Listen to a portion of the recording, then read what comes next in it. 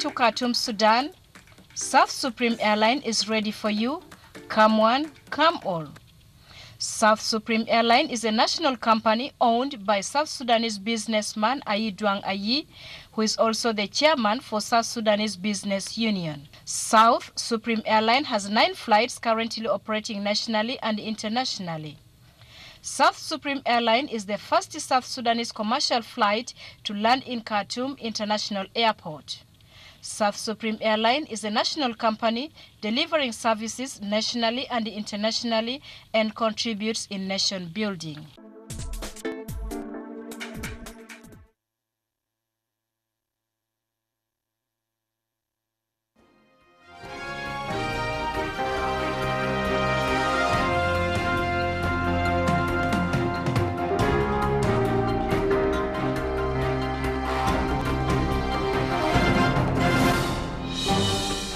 Second phase of peace talks between government and rebels begin in Addis Ababa on Monday.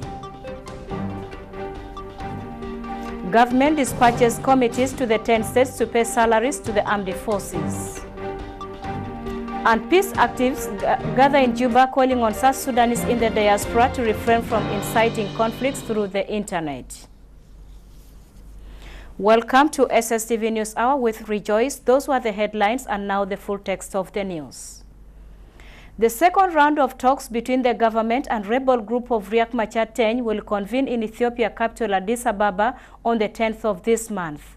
This was confirmed during a meeting between President Kiir and a delegation of IGAD mediators led by Seyoun Mesfin in Juba on Saturday. The second phase of talks will now focus on political issues among others. Oyet Patrick reports. The government and the rebel group of Riek Machar will convene in the Ethiopian capital, Addis Ababa, on 10th of this month.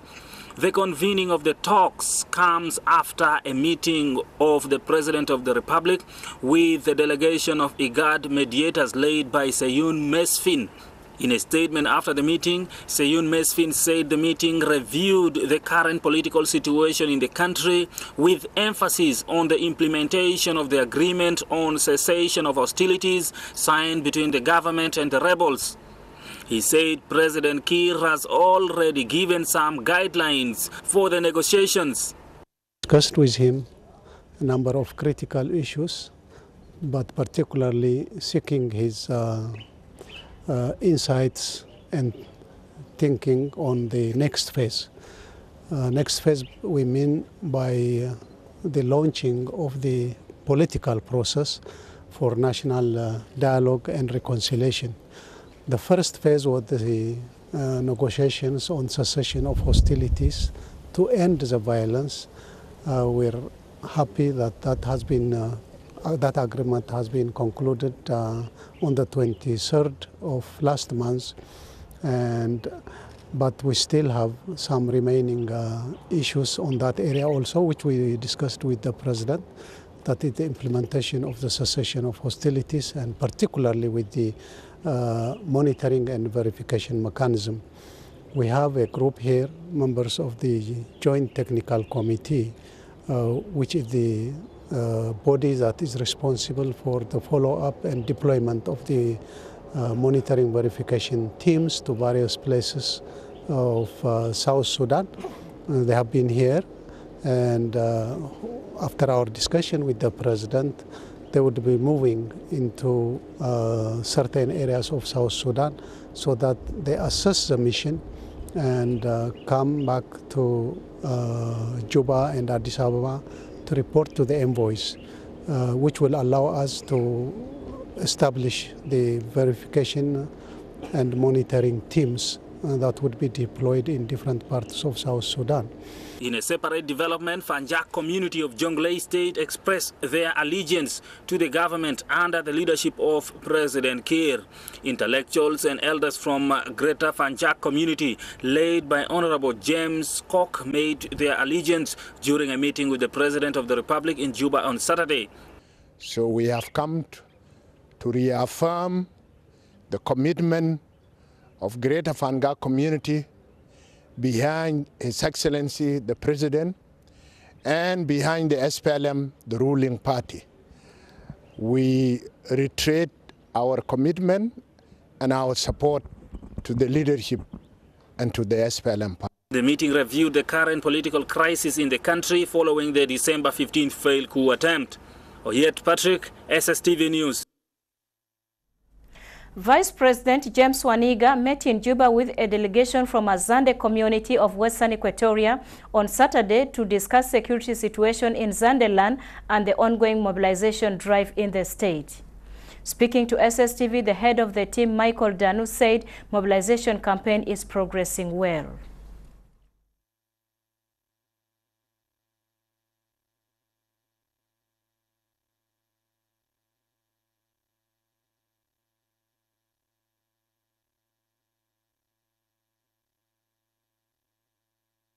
We went further also to give our concern about the new setup.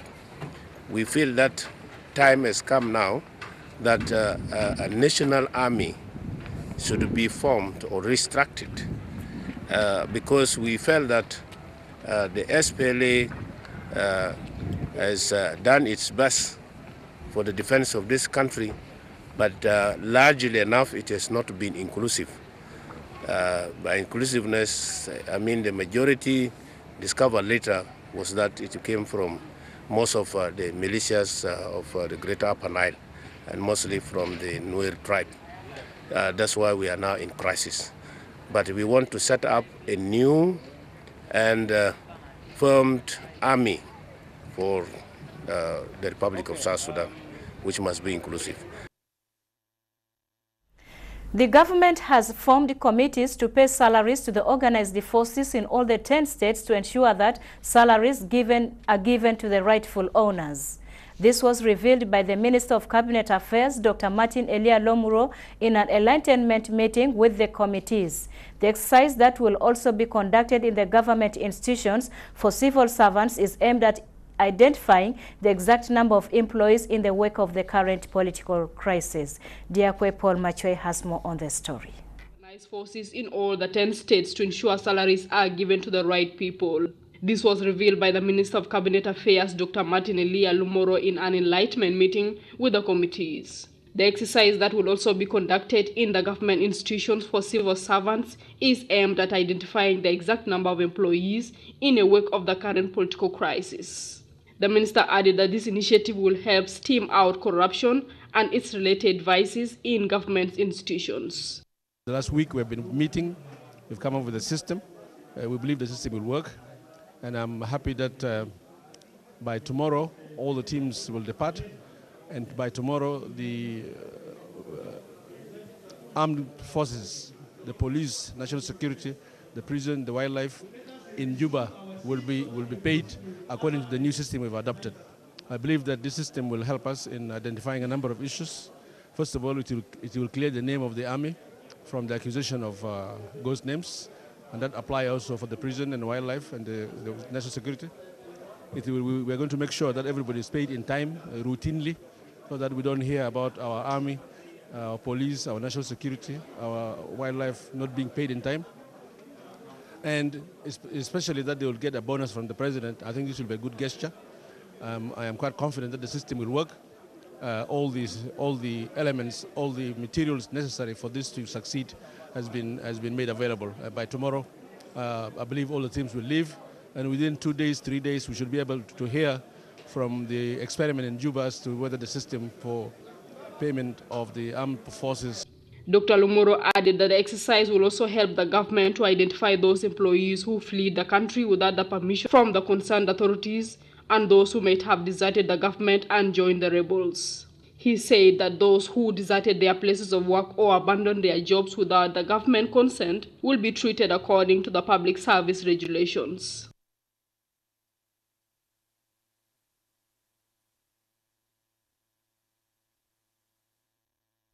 And Ethiopian elders are calling on South Sudanese, regardless of their differences, to come together as one nation and work for peace and common interest of the nation. Representative of the Ethiopian elders, Bishop Tesfelesi, said the solution of the crisis in the country lies on South Sudanese, although the Ethiopians also recognize the efforts being exerted by the IGAD countries to bring lasting peace to South Sudan. In Sudan, A number of countries were shocked and affected by the conflict that happened between brothers in South Sudan. Ethiopia, like most of the neighboring countries, felt it is bad for South Sudanese to destroy their own country after a few years of independence. Today, Ethiopian elders, after efforts exerted by the IGAD to cease fire, thought it will be very important to come between South Sudanese to restore confidence that was lost in the last 2 months. Representative of Ethiopian elders, Abu Netesu Selassie, said Ethiopians will never forget South Sudanese, even in times where things are difficult. IGAD Chief Envoy is doing enormous work towards this peace work, and then as Ethiopian government and Ethiopian civil society also we want to contribute, because we have gone through various challenging times and situations, and then the conflict resolution is always something that the local communities, traditional communities, associations, women, youth, and all the intellectual communities also should contribute to mechanisms of settling now, to regain the trust, to regain the unity, to regain the vision and the purpose for which over half a century struggle in South Sudan. Ethiopians in South Sudan are just like the nationals. Most of the foreign investments in the country are from the Federal Democratic Republic of Ethiopia. Ethiopian civil society organizations and the intellectuals promise to work together at the grassroots levels to ensure gaps created by December incidents covered. You know, our plan is to work at a grassroots level. You know, this is, we are here with the mission of people-to-people relations, you know, to remove mistrust, to restore confidence, and to heal deep wounds among the peoples of South Sudan at a grassroots level.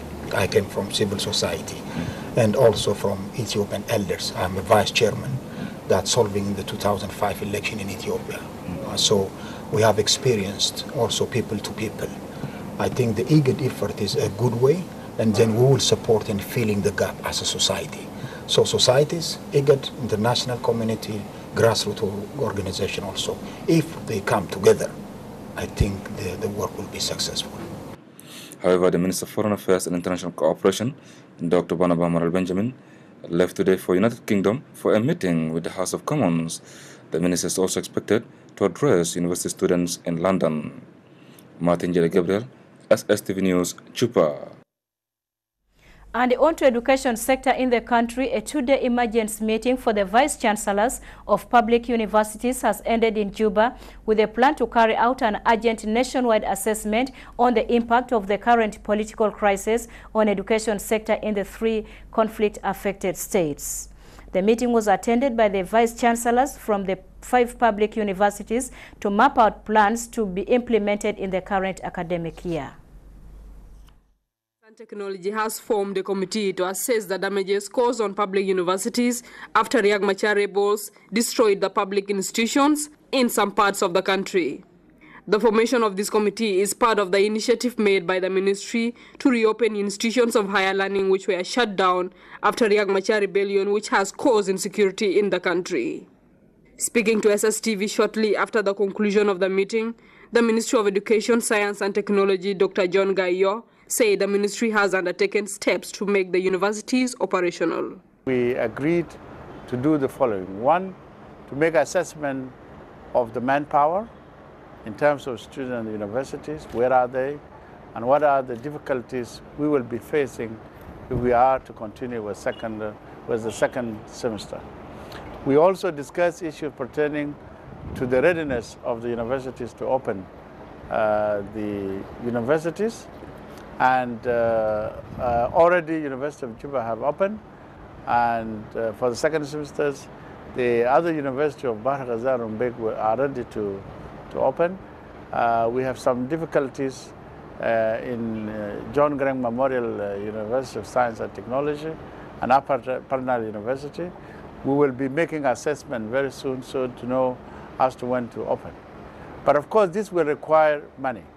And that's why the cabinet, one of its resolutions says that we need to make this assessment so that we can assist where the need arises. And I hope by the end of this month, we will be in better position to submit to the Council of Ministers a concrete proposal as to how we are going to run university. While the Vice-Chancellor of the University of Juba, Professor Agri Abati, said his institution is now operational with an encouraging attendance. University of Juba, I am glad to say, was fortunate enough not to have been affected very much with the crisis.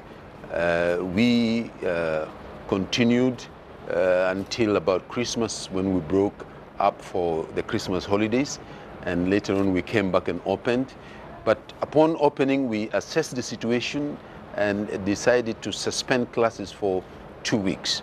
And we reopened again on the 21st of last month, and we've been open and we are functioning normally now since the 21st of January. The student population is quite healthy. We would say that at the moment we are operating at about maybe 70 to 80%. In fact, in some programs, there is a full attendance.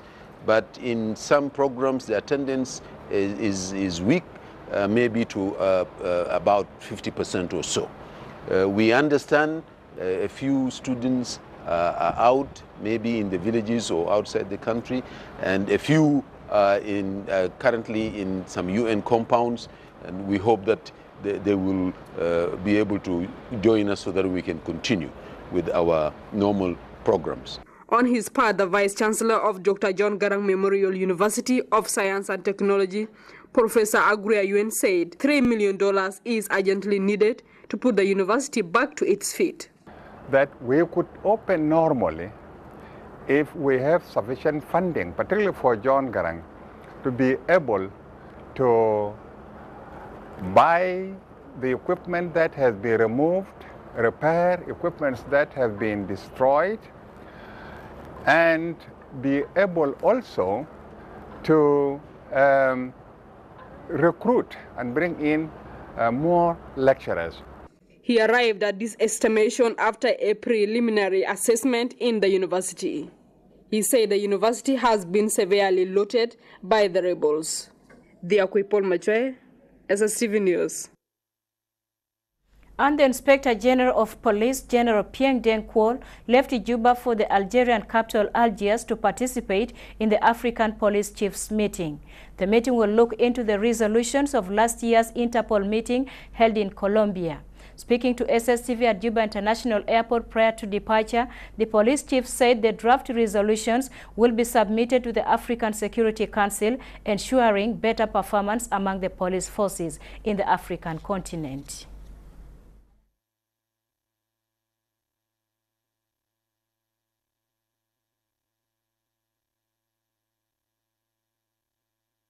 African Chief of Police, and this meeting was decided during our annual Interpol meeting, in which most of African chiefs agreed to put the proposed draft of the formation of Afripol into final form. Our colleague of Algerian police chief had taken the responsibility to sponsor and to host the meeting, which we are going to attend. We hope that most of chiefs will attend, and we in YAPCO, we are the initial owners of the idea, in which we have to attend, all of us, at least to push it to the reality, and after that we will also send it to African Union Security Council for an approval. And moving on to Jongole, where the government there held a meeting with delegation from UNMISS in the state to improve their working relations. The two sides expressed readiness to cooperate in delivering services to the local. More in the following report. State led by the acting governor, Aquila Maluth Mam, held a meeting with UNMISS state coordinator, Hazel Dewell, to discuss ways of working together.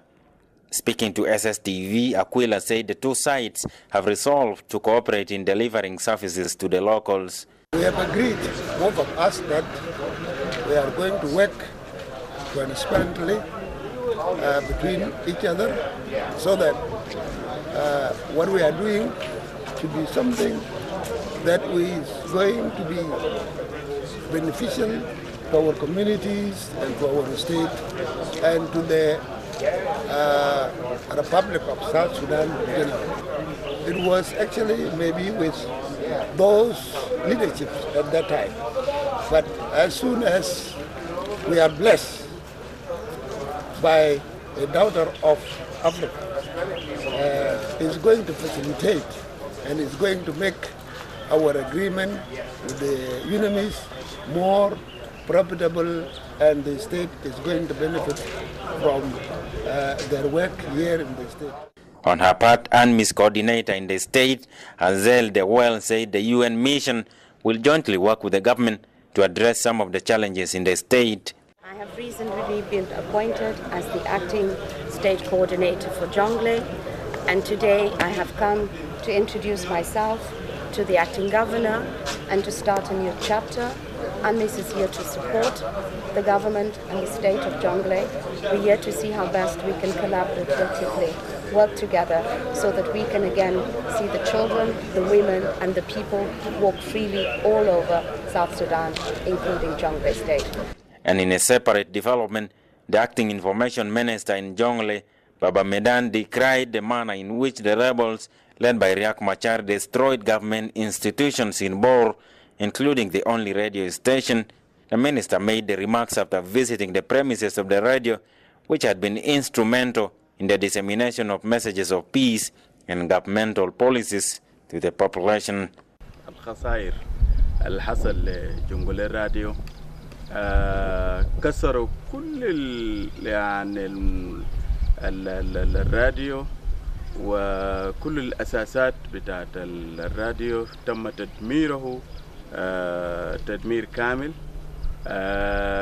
ودي نتيجة بتاعت الحرب ودي نتيجة بتاعت الدمار. لما البلد يكون في حرب الخسائر للحاجات اللي أنا بذلنا فيه مجهود وبنيناه بملايين دولارات بيخسروا في دقائق. الحرب عمره ما بيخدم إنسان، الحرب عمره ما بيخدم المواطن البسيط.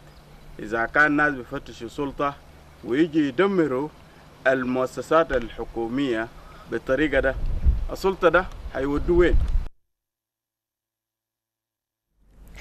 In a bid to incorporate public views on how to shun ethnicity in the country, the non-profit organization South Sudan Peace and Development Foundation is embarking on discussion to find a lasting solution to ethnic division in the country.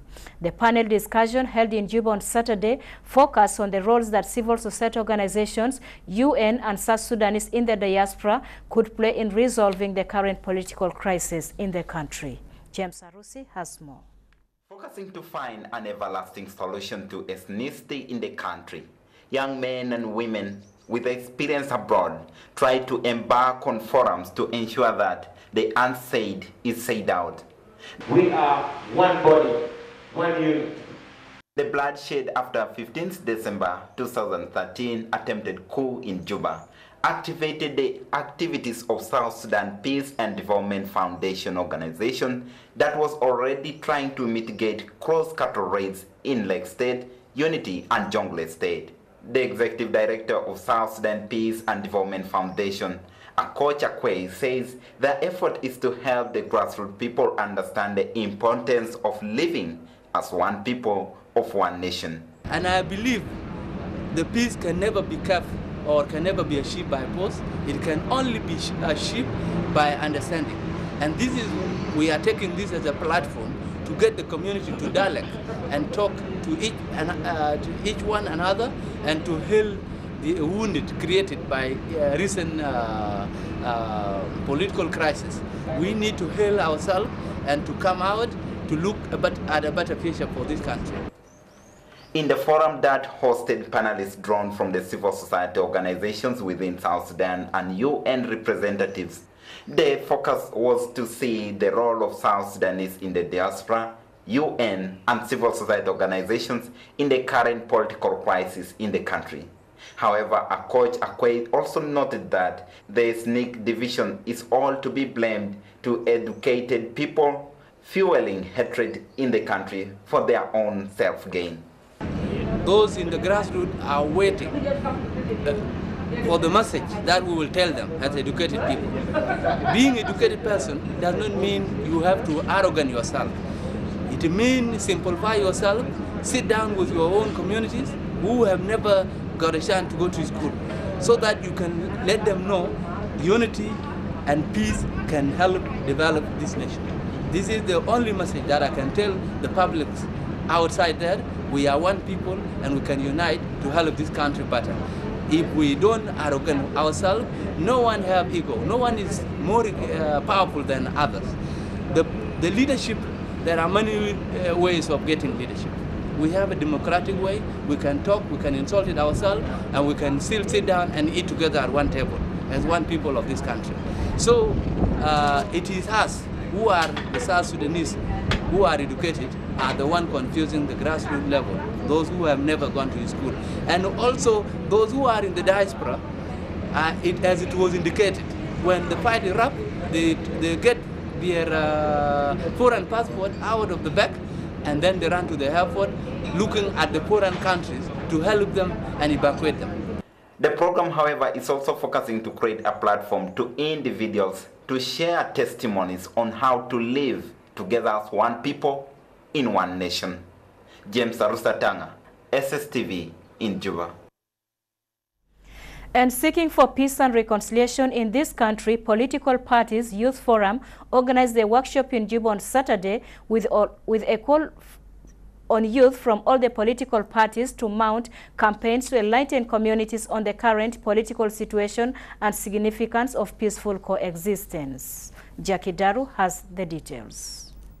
Held a workshop in Juba on Saturday on mobilizing the youth in the country for peace and reconciliation activities.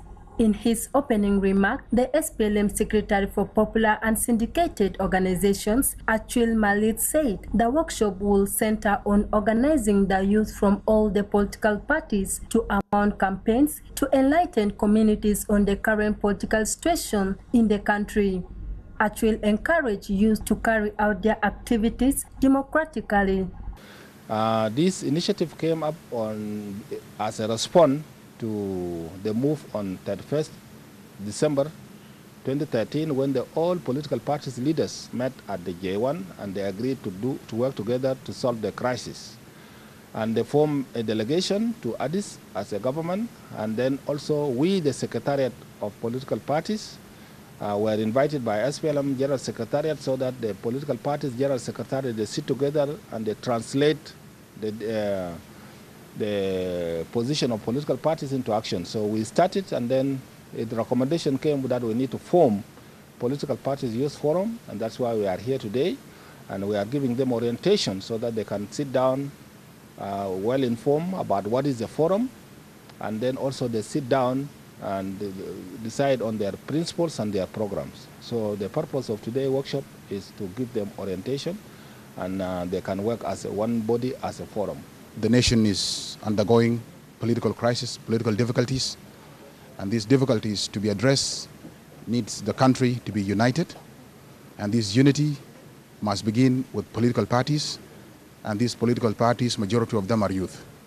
And that's why we have come up with this idea of bringing the youth from different political parties to make sure that we have a unified stand, a unified ground to be able to address the issues facing the country now.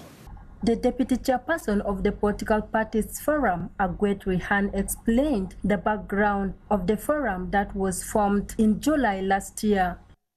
Joyce asked women to render services and enlighten the communities on the value and significance of peaceful coexistence. أنا بناشد الشابات الموجودات البنات السياسيات في الدولة إنه هم يعني يقوموا بأدوارهم ما يخافوا لأنه في خوف من قبل الجندة بالذات خصوصا المرأة هم بيخافوا إنه هم يطلعوا الساحة مع الرجال وكده. أنا بناشدهم إن هم يطلعوا ويكونوا شجاعات جدا. And finally, traffic police are carrying out a major campaign against tinted vehicles. The Director of Traffic Police in Central Equatoria State, Colonel Kon Jonah Court, said it has been observed that the tinted vehicles are used for committing crimes. The security check commenced on Saturday. Anybody driving a vehicle with the tinted windows will face tough punitive measures. ده واحد من هذا ننوي القيام بحملة مرورية عامة في الأيام المقبلة وبدينا فعلا الليلة تستهدف محاربة كافة الظواهر المرورية السالبة في الشارع العام خاصة ظاهرة تذليل العربات.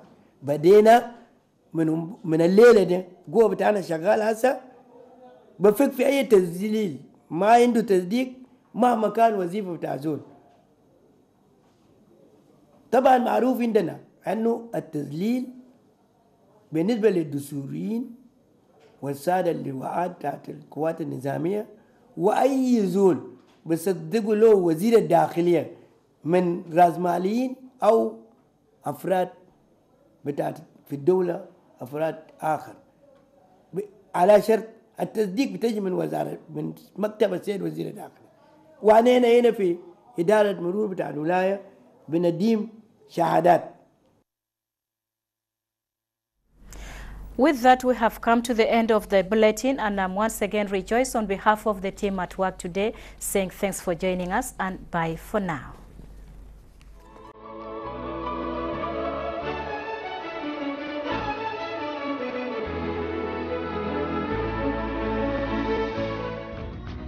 SSTV, truly African. وصل البلاد خلال الأيام القليلة الماضية وفد من منظمة تقوية وتمكين المرأة في مجال القيادة والاقتصاد برئاسة الدكتورة بسرات نهيبي نياسي رئيسة المنظمة. وأوضحت سيادتها في تصريحات صحفية أن الزيارة تأتي في إطار إجراء مشاورات مع السيدة الأولى فيما يتعلق بأوضاع الطفولة وكيفية تمكين وتطوير قدرات المرأة بالبلاد، مضيفة أن الزيارة ستبحث كيفية تقديم المساعدات الإنسانية للمتضررين جراء المحاولة الانقلابية الفاشلة. Members of Women Advancement for Economic and Leadership Empowerment in Africa are in Juba to show solidarity with the government of South Sudan, with the First Lady of South Sudan, and with the women and children of South Sudan over this ugly incident that is happening here now. We also felt that we should be here on a peace mission and to present a relief material for the